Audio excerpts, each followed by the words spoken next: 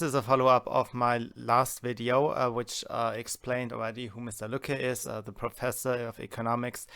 He is one of the founders of the AfD, has now since moved on to found and had his own new party, more libertarian-leaning party, the Liberal-konservative Reformers. And last week he was interrupted by a mob and could not proceed his lesson, okay?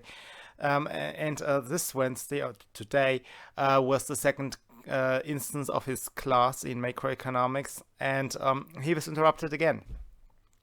Apparently, the university had an agreement with the police that for whatever reason precluded any policeman attendance, and instead they just had a private security company checking the entrance, the IDs of the people who wanted to enter the room.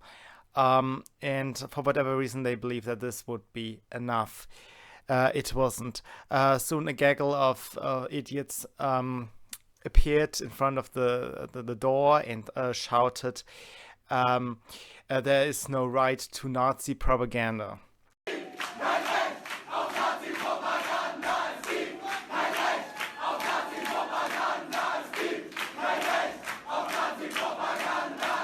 Okay. Of course, there is a right to Nazi propaganda, and essentially that is comprised of the many rights that mark our freedom of speech and our freedom to a free market of ideas. And these are the rights to assemble and the rights to speak, and also the rights to proliferate our press products, right?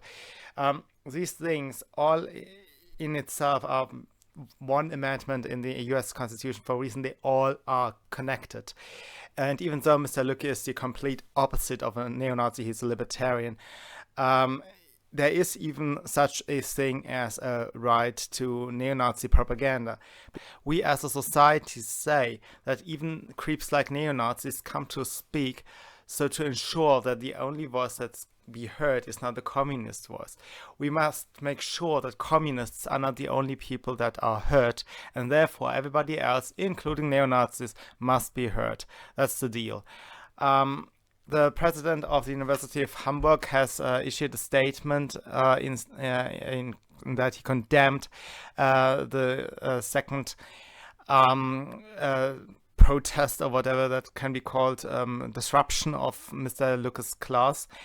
And he says that he sees the freedom to science and education being undermined. However, he also feels that there are limits to his options as how to deal with these things in future.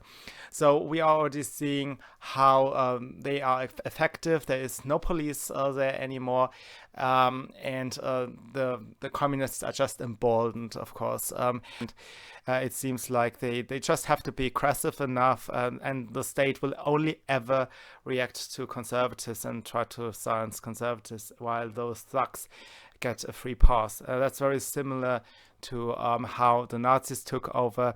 Everybody else was very strictly controlled by the state in the Weimar Republic, which is not a fully fledged democracy. Only the Nazis were given a pass again and again and again. And I think this is something which we see here as well, because freedom comes with equality before the law. The rules must be applied equally. Otherwise, there will always be one group that will eventually destroy all the competition. Thank you for listening, and I'll see you soon. Bye.